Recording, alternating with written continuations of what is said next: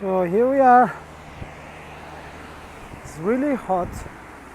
I just put my head in the fountain that is in the back.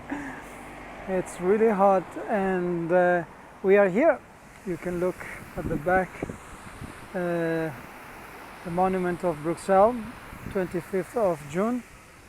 Really hot, beautiful day, but the sun is really something, and nothing.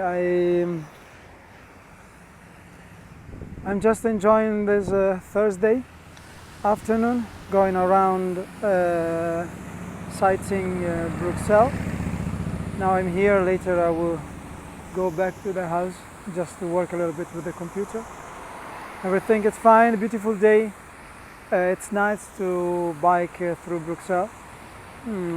It's like more or less in Italy, where the rules you have to adjust. Basically, sometimes just watching, you understand who is going to go and who is going to wait.